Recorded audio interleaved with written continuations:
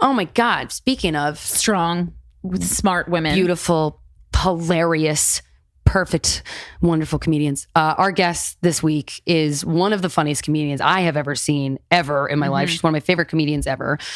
She's a stand-up. She writes for Broad City. She has her own half-hour special on Comedy Central. If she's in your town, you guys gotta fucking see her. Ladies and gentlemen, please welcome to the show, Naomi Ekperigin.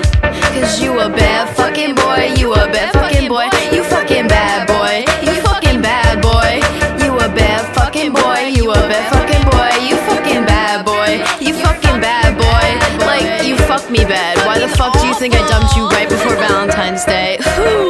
Sorry. What's the dealio? I'm tryna fuck you when your Filios that eat it up like Cheerio cereal. I'm talking really though, I know you really know. You a bad fucking boy, you like it flavored like Elio's pizza. Yeah, you know you never gonna get the sax feature, but if you really want, pay attention to the teacher.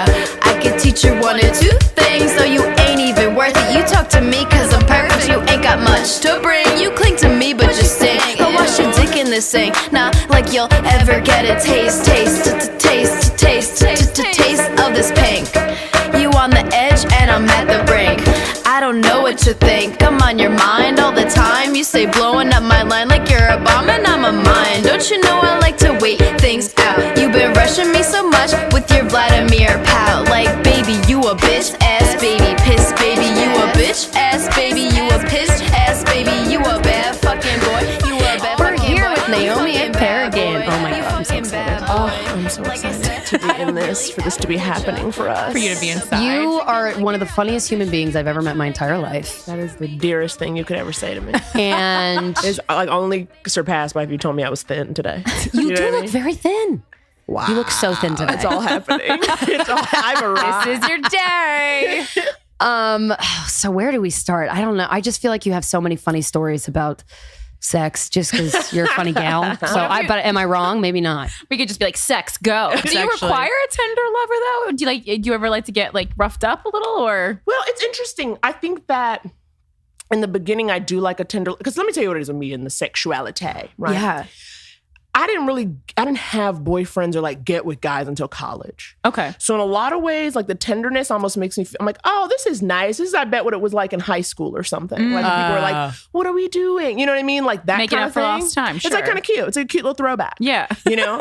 But then once you've had tenderness, you know, it's like, all right, let's shake it up. Hit me, you know? goddammit. But it can't be too rough. You know, I'm a delicate flower. Yeah, we heard. Yeah. Very delicate flower. What kind? So do you have?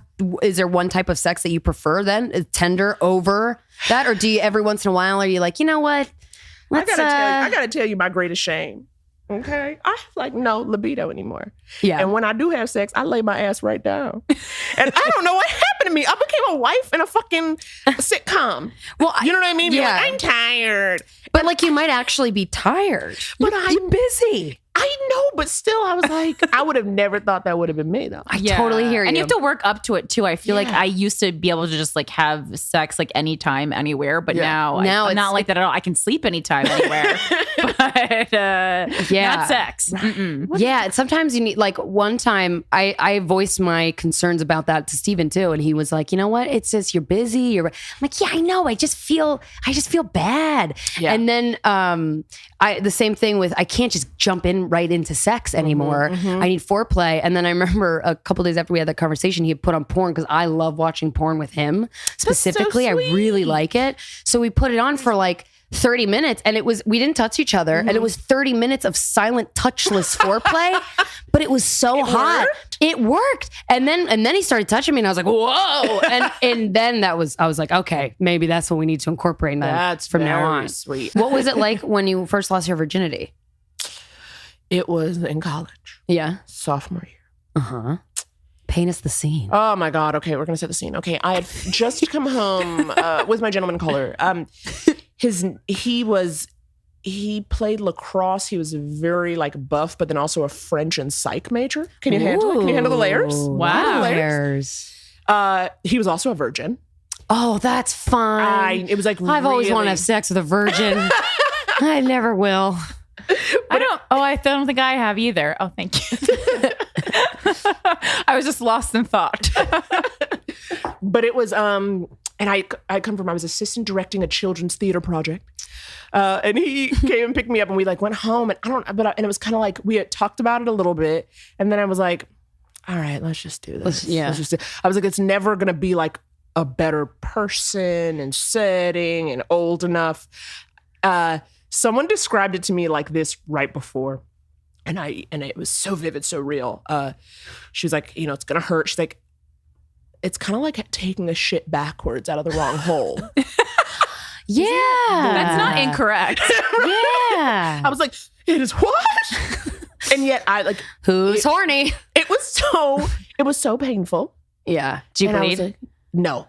I didn't either. And I'm like, what the fuck? I didn't either. Yeah. But did it not break? What? But then I was like, I'd never had a concept of what that pain was going to be. You had nothing to compare it to. Right. Like except the backward shit metaphor. Exactly. And then I was like, oh God, this is the worst. This is so and he's like, are those happy tears? I'm like, because I didn't want to upset him, like in terms of like, I was like I want to be here. Right. Do you know what I mean? Right. Like, I didn't want him to be like, I was like, no. And I also was one of those things, It was physical pain, not emotional. Right. But it was also that still bad. Still kind of shitty. But it was that idea of, I was like, I know that if this continues, it will stop hurting. Yeah. Do you know what I mean? Like it was like, okay, just like, okay, keep at it. We're just going to power through. I still feel that sometimes. Sometimes when it hurts, I'm like, you know what? I just gotta keep thrusting and then the pain will go away. It's okay.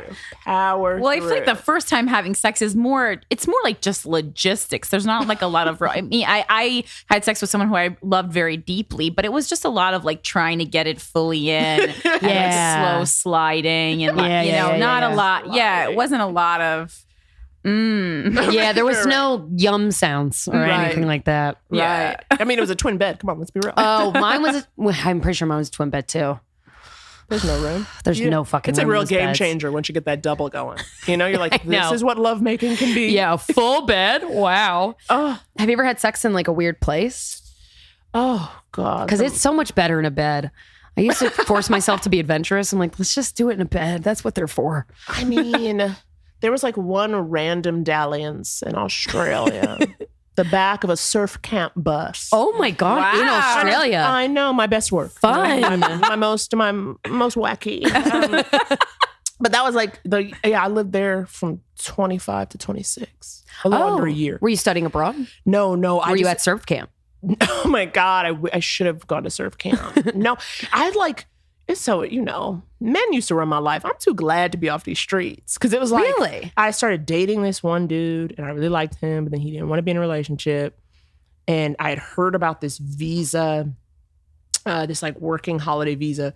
And I like met this Australian dude when he was here in New York. And like, they're very down with the brown in Australia. They don't have a lot of us. And, honey, I had my braids, so I was extra Nubian. So they were really about that life. And I was like, I got to go here where I'll be a queen. Yeah, you're like a goddess. So I was like, we'll do that. And there was like a visa so you could like work. You went to Australia to be a queen? Yeah. That's amazing. I was like, this will be the place. This will be where it all happens. Men will just bow down as you walk through the street. I'm not going to lie to you, they were throwing dicks. You know what I mean? Like you're walking down the street and you're like, oh God, your dick's at me. However, touch racist. Oh, really? Not really bright. Not all Australians, like of course. I know some listeners are going to give a whole lot of attitude, but the ones I found, I think, and sometimes when you meet people, it's like, oh, the people you met who were like cosmopolitan and traveling are different than the ones when you actually go there.